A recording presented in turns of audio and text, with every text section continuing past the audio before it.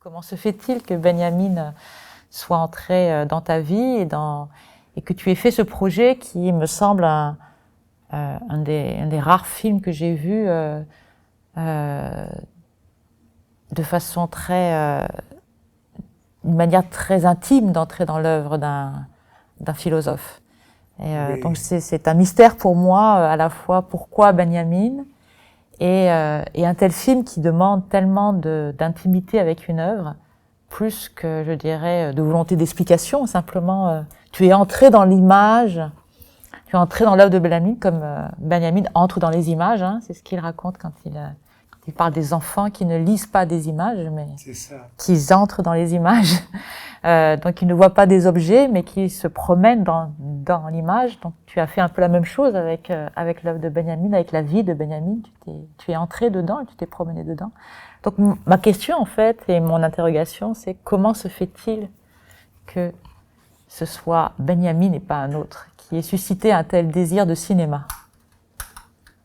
C'est le genre de question qui est très difficile à répondre. C'est comme tout d'un coup tu t'aperçois que toi tu as un goût pour le vin et si tu commences à y penser, c'est où qu'il a commencé la passion de ça, c'est difficile à... Mais je peux te dire par contre que ce qui me fascine avec lui, c'est son éclectisme, le fait qu'il ne veut pas fermer et dire les choses sont comme ça, que c'est un penseur c'est un philosophe à l'expression poétique, qu'il aime les choses, disons, ce que les Occidentaux, Européens disent de haute qualité, mais aussi les quétaneries, les gougonneries et les petites choses.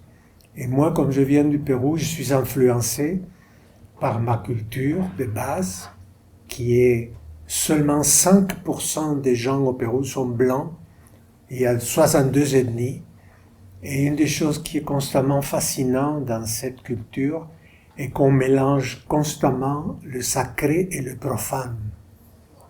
Alors au bord de la route, là où les gens se tuent régulièrement parce que les précipices sont atroces, il y a toutes sortes d'hôtels où on met une vierge, une bouteille de Coca-Cola, une fleur en plastique. Et c'est ça, je dirais que ça, c'est quelque chose qui m'a toujours impressionné, influencé et marqué. Et quand j'ai vu un penseur européen qui était capable d'admettre tout ça et qui ne se mariait ni avec le communisme, ni avec le surréalisme, ni avec la théologie, ni avec la Kabbale, mais qui flottait entre toutes ces choses-là comme dans l'espace, non? C'est ça qui me paraît absolument fascinant. Et Walter Benjamin est quand même aimé et apprécié en Amérique latine, avec le bordel dans lequel nous vivons, le surréalisme qui nous arrive vite, la manque de système qui est vraiment... Alors, le fait qu'il parle de théologie, par exemple, les films, des fois je pense que le film est comme un jardin, où on va visiter le jardin de Benjamin, tu te promènes. Mais d'autres fois, je pense que c'est comme le lit d'un fakir, où il y a des clous, il ne faut pas que ça appuie trop. Le communisme, c'est le surréalisme, fuck. Et tu sais, la Kabbale, la théologie, non, tu sais, ces choses qui font peur à tout. Il y a plein de trucs qui font peur à tout le monde, à plusieurs personnes. Et Michael Lowy, qui est le grand interprète, et qui est français, juif, brésilien, qui parle espagnol, et qui comprend très bien la théologie de la libération, il n'a pas peur de la théologie, Alors, c'est lui qui est un des meilleurs interprètes parce qu'il met toutes ces choses-là en équilibre. Et le choix, alors, je dirais, médiatique, c'est-à-dire le choix de l'animation, de mélanger aussi des prises de vue documentaires, des effets aussi, des effets très magiques, de l'image, de la superposition d'animaux, de dessins, d'animations. Voilà, c'est quelque chose qui était dès le départ, ou tu sais, en construisant le film. 7 ans à 7 ans. travailler et à lire Walter Benjamin avec mon collègue Thomas Zibert, qui était un fou Je me suis promené dans les librairies de Montréal que je connais, et puis j'ai demandé est-ce que vous connaissez un fou de Benjamin? Et on m'a dit Thomas. Ah, c'est comme ça que tu l'as rencontré? Je l'ai appelé tout jeune, merveilleux, et on a passé 7 ans à se communiquer, à parler. Tranquillement, les choses sont venues. Et pour moi, les films, j'espère que vous avez remarqué, les films, il y a beaucoup d'images qui ont un sourire. C'est pas... Oh, nous, les cinéastes, nous appartenons,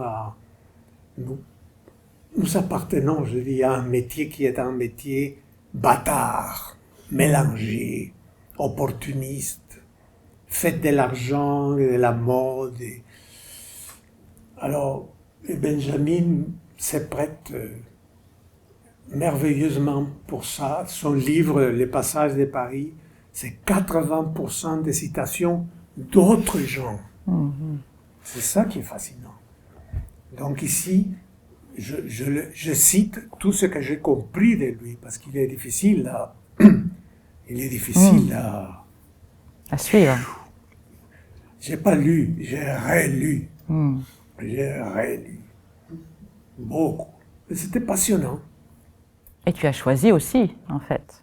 Hein? Tu as choisi aussi ce que tu as cité. Oui, j'ai choisi énormément. Et c'est lui qui m'a choisi. Parce que j'étais comme hanté par la superstition benjaminienne. J'adorais ça. Cette liberté, tu vois, cette liberté de ne pas fermer la chose, de ne pas dire ça, c'est ça. C'est ça qui m'a constamment inspiré, non? Jusqu'à la fin. C'est pour ça que la fin est ouverte. Il y a des gens qui sont en tabarnak avec moi parce que pourquoi tu as fait cette fin? Parce qu'ils voulaient que je dise Benjamin voulait dire ta. Non. C'est ce qu'il n'a jamais voulu faire, c'est ce qu'il n'a jamais fait. Et c'est cette ouverture qui est extrêmement stimulante. Très stimulant. D'une grande tendresse aussi. Il paraît qu'il avait il pouvait être très dur. Il y a beaucoup de gens qui le détestaient. Hein. Il avait comme une espèce de politesse orientale, on disait. Et je pense qu'il a dit tu à 2 personnes. Même pas à sa mère. Je pense qu'il a dit tu à Brecht, parce que Brecht a dû lui dire toi tu me dis tu ou rien. Et je ne sais pas qui d'autre il a dit tu. C'était vous par-ci, vous par-là. Alors les gens le prenaient pour quelqu'un d'arrogant un peu. C'était un type comme un espèce de petit Charlie Chaplin, tendre, mystérieux, bizarre, problème avec les femmes. Pouf, c'est quelque chose. Ça, tu l'as mis dans ton film parce que tu as justement choisi des extraits de son journal pour parler de son rapport avec Asia. Tu as aussi mis les descriptions de ses amis. Moi, j'aime beaucoup celle de l'enfant avec une moustache, par exemple. Tu as mis aussi, tu as mélangé beaucoup de notations. Donc, ton film est aussi un film de notation, comme on imagine que Benjamin était aussi un être d'observation et de notation. Parce qu'effectivement, comme tu le dis, son livre de passage est une compilation d'extraits de ses lectures, mais aussi de commentaires d'images qu'il a vues. il a aussi vu énormément d'images, il a commenté énormément d'images qui lui ont inspiré beaucoup de choses. Même, je dirais, l'observation des passages, c'est aussi observer aussi in situ les choses dans la vie. Donc, lui-même est un être d'image, en fait. Donc, c'est aussi peut-être ce que tu as voulu rendre dans cette manière d'insister aussi, de nous laisser entrer en tant que spectateurs un petit peu dans cet état d'esprit, parce que ton film est assez lent, est assez contemplatif, la bande-son est magnifique, elle nous permet comme ça de respirer avec les images, comme si tu voulais nous dire aussi, imaginez-vous être Walter Benjamin, exilé, perdu dans Paris, seul, sans trop personne à qui parler, en compagnie d'images, de livres, de rues, de places, la place du Maroc, et qui, finalement, à travers tout ça, arrive à produire une pensée délicate. Délicate parce qu'il n'a jamais méprisé les processus intellectuels et psychologiques de l'enfance, qu'il a toujours chéri et qu'il a toujours gardé. Et que probablement c'était sa personnalité comme ça. André Breton disait aussi que jusqu'à 21 ans, les enfants, nous sommes tous libres, et à 21 ans, tac, on nous arrive et on nous dit là il faut que tu aies grown up et c'est fini. Alors il avait un respect immense pour le processus intellectuel des enfants, de l'enfance. Et Piaget, qui avait son âge, qui était le grand psychologue de l'enfance, il pensait comme ça. Il pensait jusqu'à un certain point que l'enfance était précieuse, fascinante et très importante, mais qu'à un moment donné, ok, ça suffit, il faut être adulte. Et pour Benjamin, c'était dommage.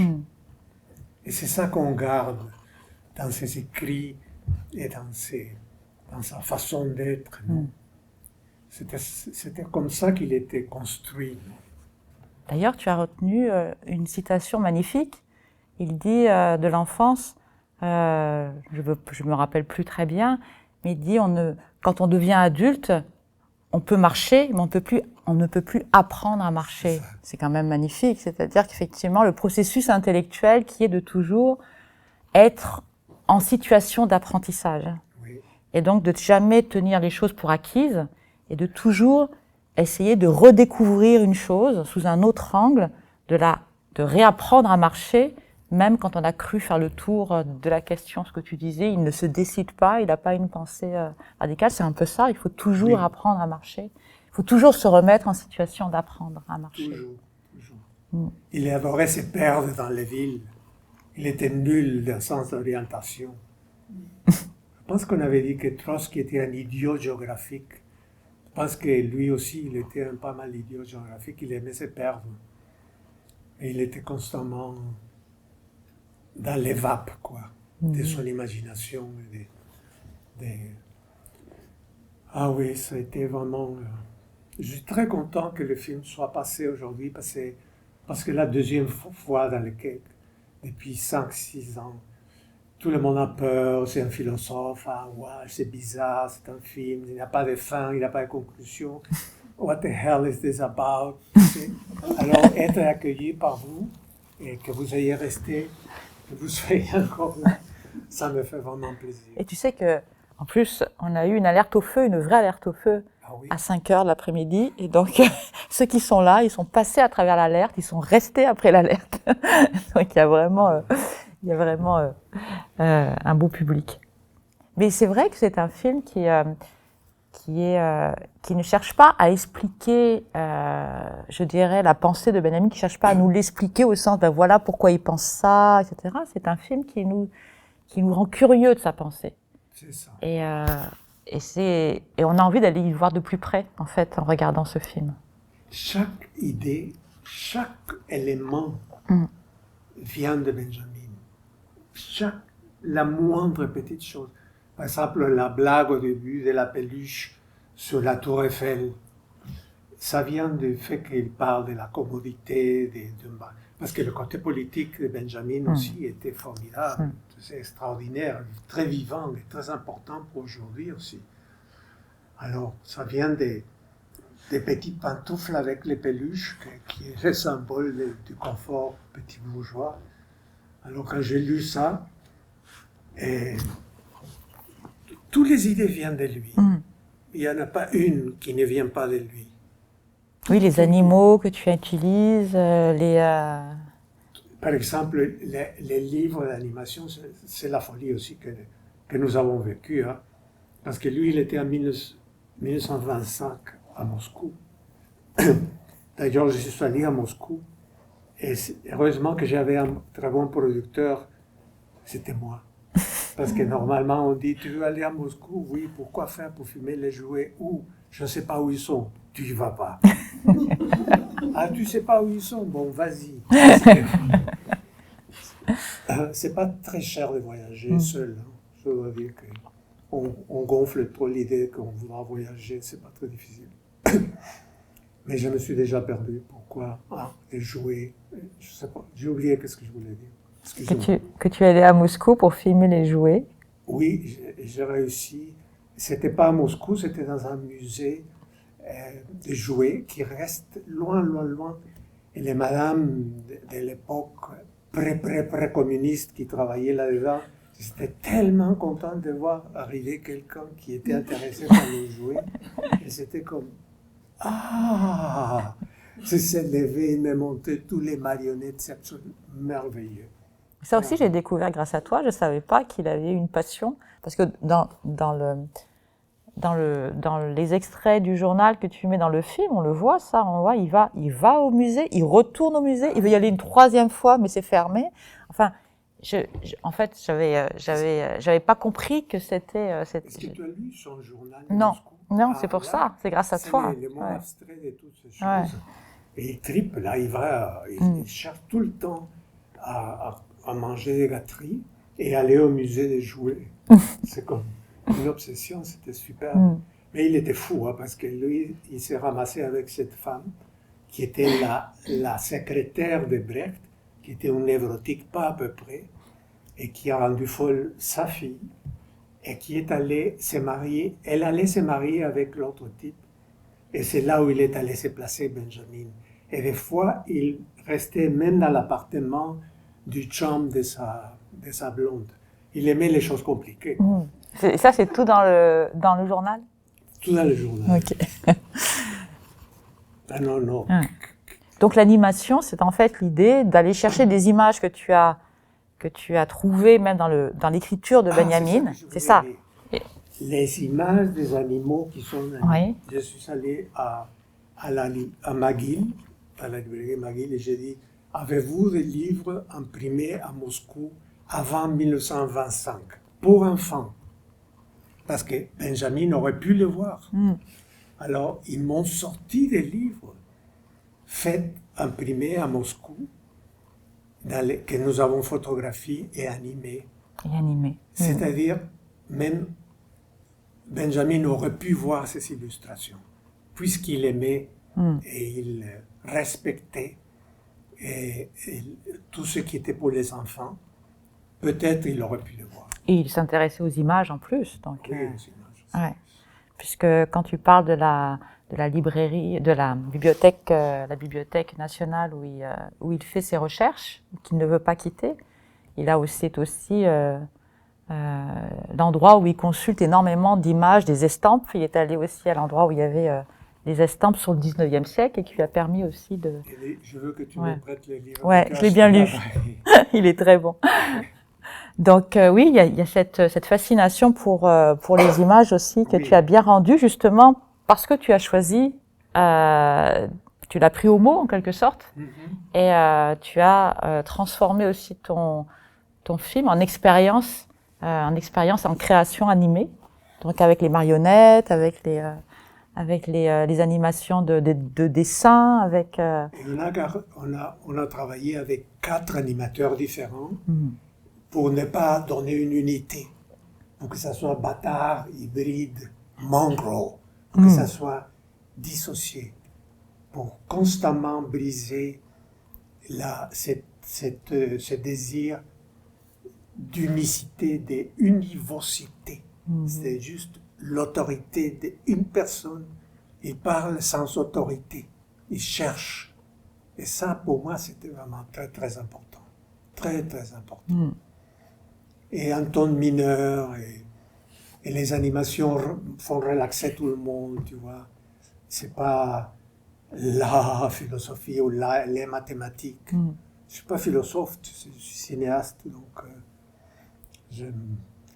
cette bâtardise, mais je suis très à l'aise avec toute cette vibration entre différentes choses. C'est liberté finalement, n'est-ce pas? Une grande liberté. Qu'il t'a inspiré. Oui. Ouais. Ah oui. Est-ce que vous avez des questions à poser à Carlos ou des commentaires tout simplement sur le film? Oui? Particulièrement vers dans je dirais peut-être le premier tiers du film, j'ai l'impression qu'il y avait une attention particulière plutôt aux textures des choses qu'à leur forme. Puis je me demandais si c'était intentionnel, s'il y avait un lien avec justement les écrits de Benjamin, ou si c'était juste un choix esthétique. Il allait au marché aux puces tout le temps.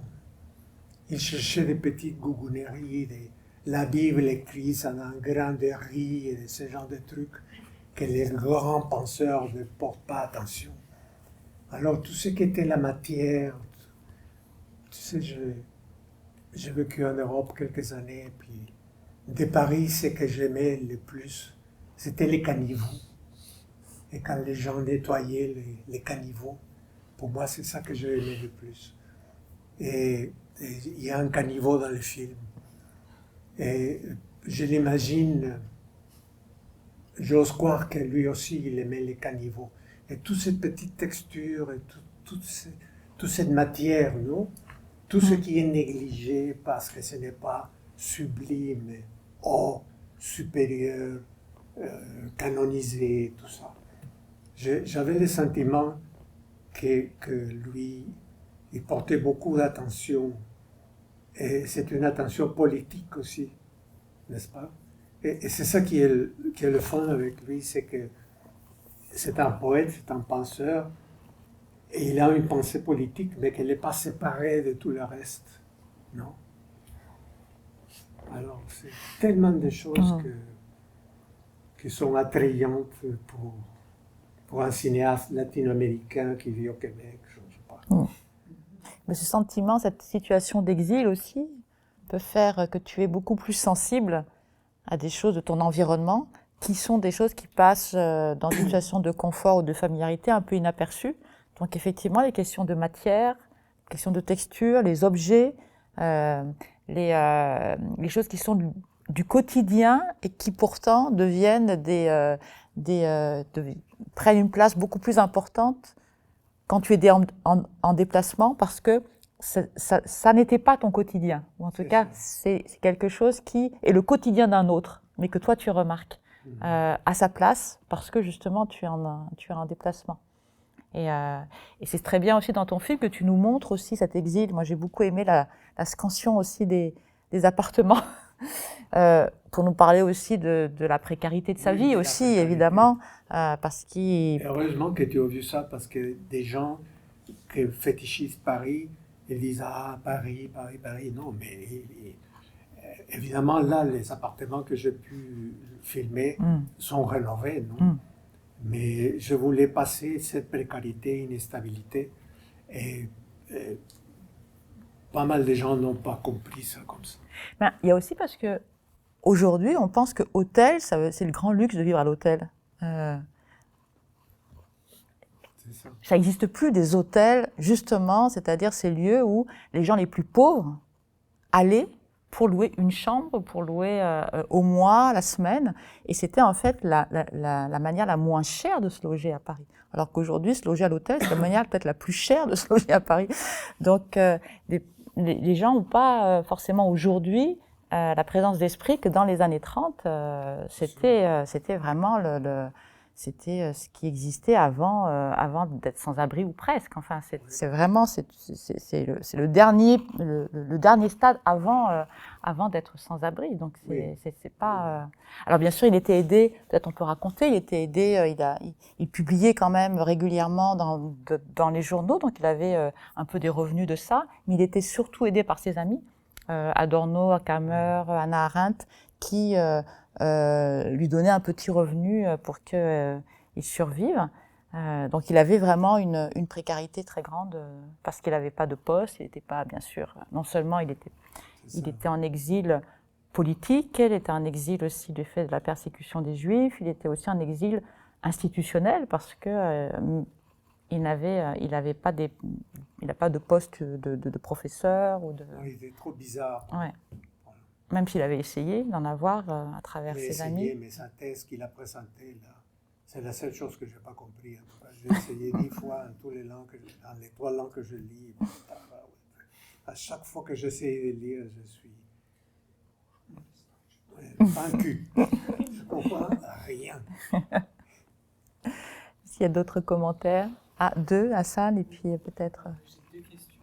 Déjà, j'ai beaucoup appris du film. Non seulement sur le philosophe, mais aussi sur la technique. Là. Il y a plein de détails qui m'ont beaucoup marqué. Et ma première question, c'est, à un moment donné, il y a un écriteau où c'est marqué « Le capitalisme est une religion ». Juste avant, dans le chapitre 3, vous utilisez des couleurs qui sont très saturées, je dirais, et granuleuses. Est-ce qu'il y a une raison par rapport à Benjamin pour lesquelles vous utilisiez ces couleurs-là, ou ce style? Non. Non? Pas que je sache. Mais tu parles du fond rouge et bleu et la saturée? Exact, oui. Oui, je voulais juste essayer de transmettre ces sentiments d'asphyxie, de ultra-capitalisme qui nous envahit d'ailleurs de plus en plus. La deuxième question, c'était quasiment à chaque fois que vous montriez un appartement ou un endroit où il a habité, il y avait des passants à l'extérieur, puis vous les gardiez dans l'histoire, et la plupart du temps, c'est des gens qui ne savaient pas c'était qui, par exemple, les travailleurs qui peignaient la maison. Est-ce que vous avez fait ça exprès pour montrer que c'est pas tout le monde qui... Il y a beaucoup de hasard, énormément de hasard quand tu fais ce genre de trucs. Tu te mets disponible au hasard, inspiré par lui, non? Moi, j'aime beaucoup quand les travailleurs immigrants d'Europe de l'Est sortent et je lui dis, s'il a vécu un philosophe, il dit, philosophe, ah, ça c'est bon, non? J'ai bien aimé ça. Tu sais. C'est vrai. Oui. Il me semblait, merci d'abord pour le film, il me semblait de tous les amis de Benjamin, Brecht était le plus présent. J'entends mal, excuse-moi. Il me semblait de tous les amis de Benjamin, Brecht était le plus présent en fait dans le film. Peut-être je me trompe. Je voulais vous demander comment il a influencé votre film. Comment il a rencontré Brecht?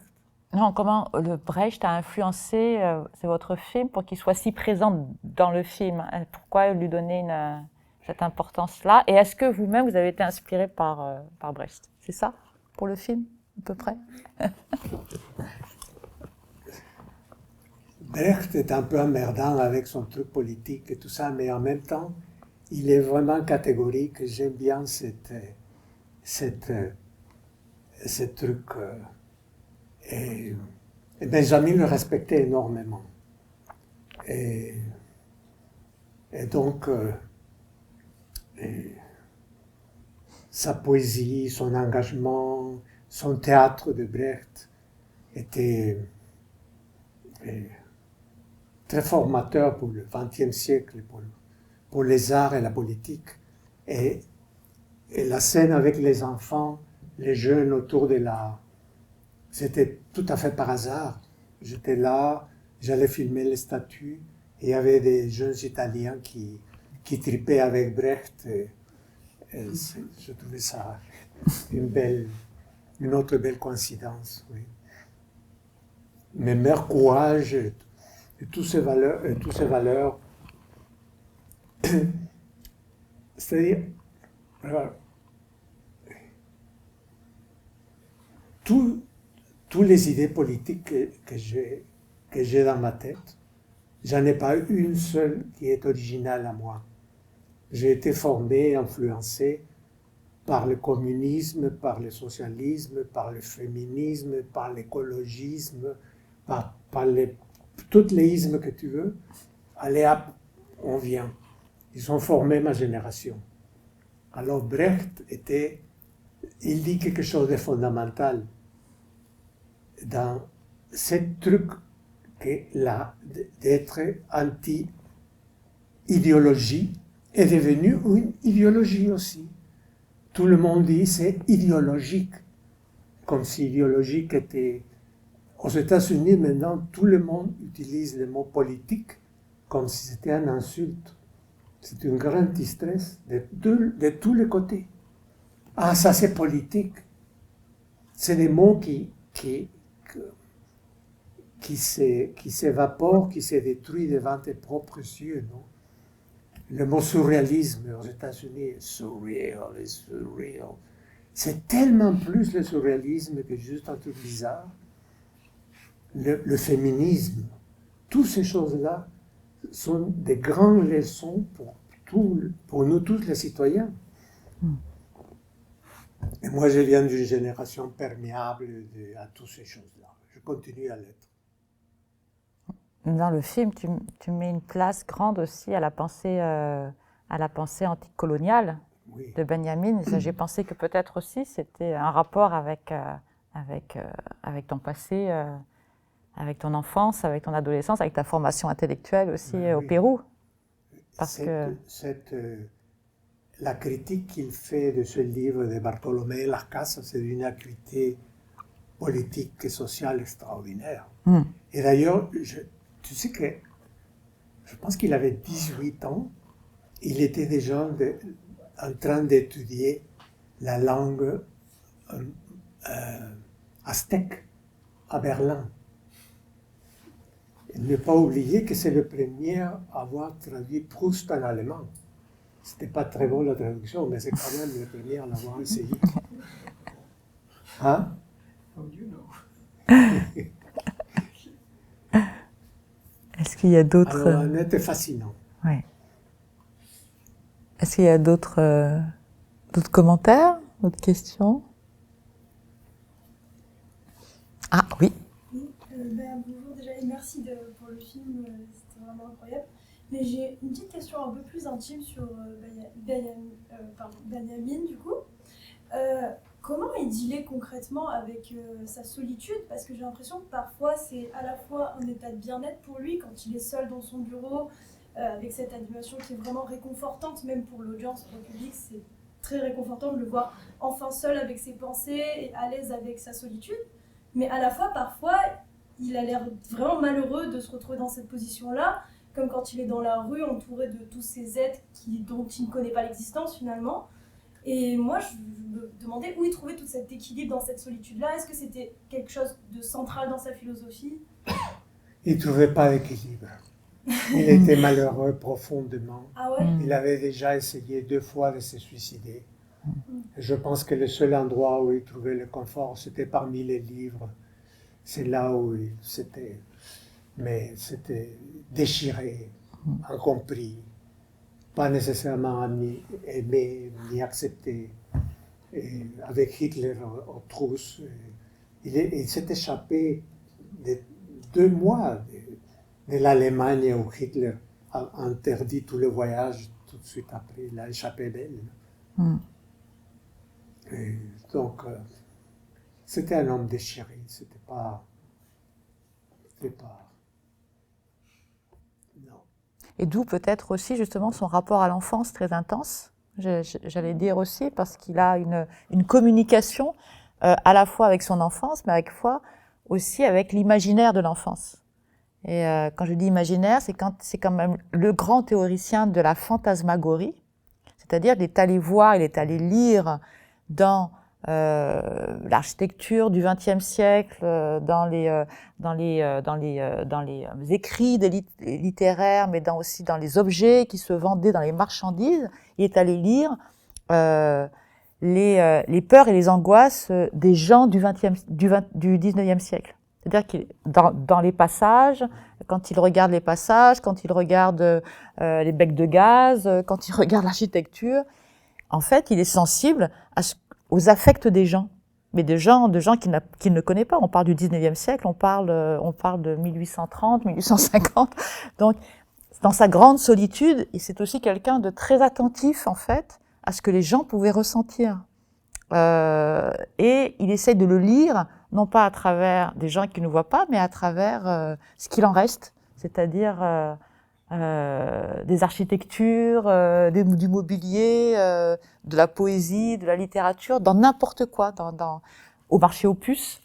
Et ça, c'est aussi c'est très émouvant, je trouve, parce qu'on a quelqu'un de très seul qui est en fait très sociable, finalement, et qui compense tout ça et puis dans l'écrit. Il y a une intuition que je trouve absolument remarquable, qui s'applique beaucoup à aujourd'hui, qui dit, tu sais, dans la partie cinéma, et cet attrait qu'ont les gens pour les images, ce qu'il veut dire pour le superficiel, pour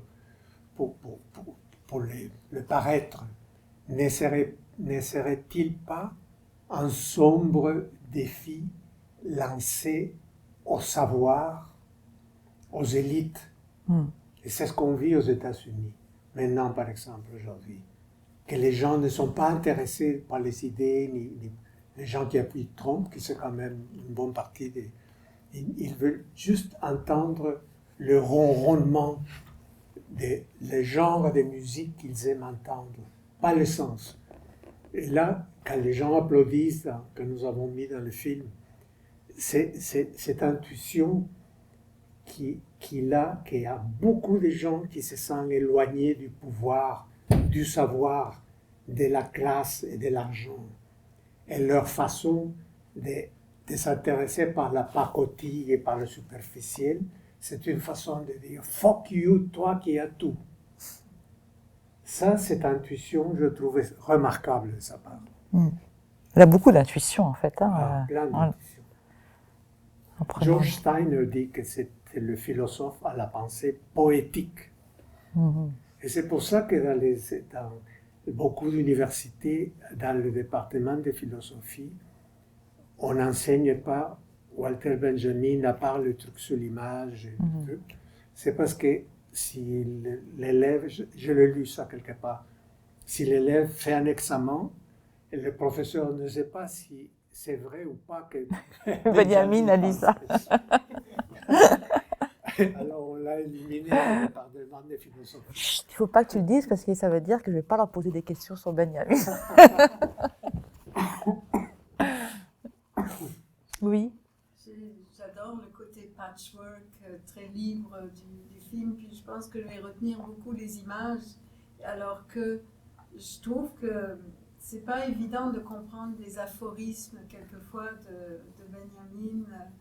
Par exemple, quand je me souviens, vers la fin, on voit il n'y a pas de document culturel qui ne soit pas aussi un document de barbarie. Oui.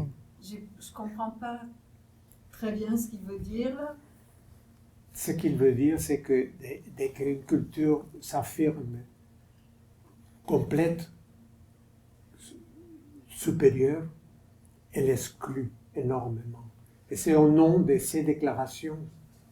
Par exemple, quand tu vas en France aujourd'hui, qu'une femme qui porte les vêtements et sont interdits les cours et tout ça, et c'est à double tranchant.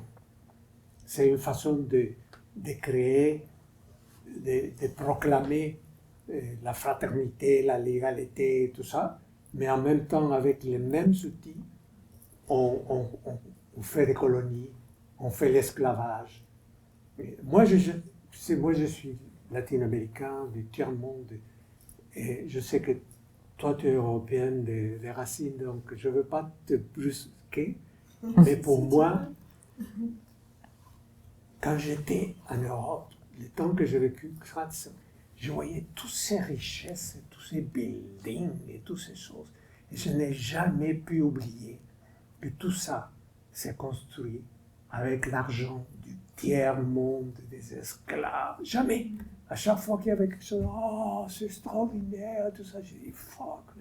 Tous les esclaves tous les sucres qui a dû venir en France pour construire ces palais-là, jamais pu oublier. C'est vraiment un tiers-mondiste premier degré.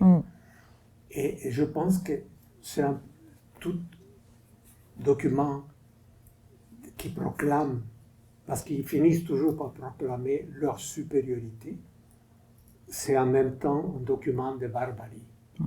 C'est ça que ça veut dire. Je pense que c'est ça que ça veut dire. Ça vient aussi avec sa philosophie de l'histoire et de l'ange qui contemple que des ruines.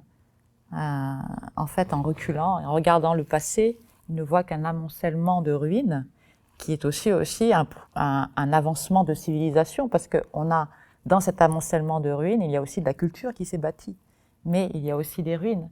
Donc ça va ensemble. Ça va un peu dans cette idée-là aussi. Hein, Tout à fait. Ouais. On peut pas considérer l'histoire uniquement comme un progrès, parce que chaque conquête que l'on aura fait, conquête de culture, va avec des ruines. Et il a aussi anticipé pas mal ce qui allait se passer pendant la Seconde Guerre mondiale aussi. Hein. Avec l'expérience de la Première, je pense aussi. Oui. Il était marqué par la Première Guerre mondiale, évidemment. Avec le détail que tu dis sur c'est très le masque à gaz qu'il emmène, c'est touchant. Son meilleur ami s'est suicidé avec sa copine. Et lui, la technologie, quand l'arrivée de la Première Guerre mondiale, avec l'arrivée de la technologie, et ça l'a marqué à vie. Et il était un anti. Il y a une chose qui m'a affecté, lui. Moi, quand je viens du tiers-monde, je viens du Pérou, qui est un pays extrêmement pauvre, où j'ai vu beaucoup de gens mourir pour des conneries. J'avais comme une espèce d'attitude favorable à la technologie. J'ai toujours tripé avec la technologie, les nouvelles technologies et tout ça. Et le progrès et tout ça, parce que je pense au Pérou, où il y a eu le per capita, le plus grand nombre de gens morts à cause de la Covid au monde, où il y a eu 500 médecins morts à cause de la Covid parce que le vaccin n'était pas arrivé. Il y a 14 méga-hôpitaux qui sont à moitié construits parce que la corruption et tout ça, ils ont volé toutes les ressources. Alors, quand j'ai vu des gens mourir pour des conneries comme ça, j'avais comme un fétichisme pour le progrès. Mais en lisant Benjamin, j'ai changé beaucoup. Et ça m'a rendu extrêmement méfiant dans ma vie personnelle de ce qui est progrès, technologie et tout ça. Il m'a influencé directement. On revient à ton image du fakir. Oui. Que j'aime beaucoup. Oui, encore une. Benjamin, dans son approche, tu sais que l'idée que tout doit rester ouvert, puis beaucoup de choses doivent coexister un peu ensemble, même si elles sont pas forcément cohérentes. Ça me fait beaucoup penser, à un moment donné, j'avais entendu un psychiatre d'origine indienne qui parlait beaucoup du fait que il trouve ça fascinant à quel point en Amérique du Nord puis en Europe, il y a beaucoup cette idée que justement les choses doivent être très cohérentes.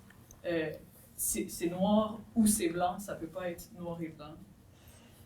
Ou si c'est gris, c'est une teinte de gris seulement. Alors que, mettons, les philosophes et penseurs plus de l'Asie, sud d'Asie, ouest de l'Asie, ont tendance à beaucoup plus comme accepter les incohérences, puis accepter que des différents concepts qui se contredisent coexistent. Puis je me demandais à quel point est-ce que Benjamin était conscient de ces types de pensées-là, ou ou si, encore une fois, c'était juste l'instinct. Puis, Je pense qu'il était très conscient. D'ailleurs, pour moi, c'est un hommage à cette incohérence. Je déteste les 3 chapitres aristoteliens, premier acte, second acte, third fucking acte. Je déteste ça. Mais le dis pas trop fort, hein, parce que Excusez-moi. toute l'université est bâtie sur ces 3 parties. Pour moi, c'était comme une vengeance de que tout doit être clair dans les premières 5 minutes. Il faut qu'il y ait une conclusion. Dis-moi de quoi c'était vraiment un jardin où tu peux planter tout ce que tu veux et personne ne va te dire. Tout ce qui te plaît, tout ce qui te touche, tout ce qui te semble tendre, intéressant, politiquement stimulant, esthétiquement captivant. C'est Benjamin qui m'a... J'ai pris il m'a donné la licence pour pouvoir faire ce jardin-là, incohérent, sans 3 actes. On aurait pu mettre les chapitres comme ça. Mais est-ce qu'en le lisant, tu as trouvé des... Moi, je ne sais pas, mais est-ce que tu as trouvé des traces, peut-être qu'il aurait lu des philosophes non européens, qui l'auraient influencé? Est-ce que où il a surtout une culture européenne, lui, dans ses références? Mais ça m'a impressionné qu'il voulait apprendre la langue aztèque. Déjà, oui, quand ce que il tu avait disais. 18 ans. Ouais. Tu sais, il était au courant de la psychanalyse, des progrès intellectuels des enfants. Il était intéressé par toutes ces marges-là, toutes ces choses-là, comme le surréalisme quand même. Tu sais, le surréalisme, ça l'a influencé. Alors, il voyageait sans se marier avec... Susan Sontag le dit très bien, non? Cet équilibre précaire entre plusieurs choses qui flottent dans l'air, non? Bon, écoute, Carlos, on va peut-être s'arrêter là, parce qu'il faut quand même s'arrêter. Et merci beaucoup d'être venu nous parler de ton film. Moi, je suis ravie de l'avoir programmé après cette découverte au RIDM il y a quelques années, il y a 5 ans, je pense maintenant. C'était avant le Covid. C'est un plaisir. Vraiment, merci. Et on va t'applaudir et puis on va... Tu peux être sûr qu'il nous a encouragés à être benjaminiens encore plus qu'on ne l'était. Peut-être, avant de voir ton film. Merci.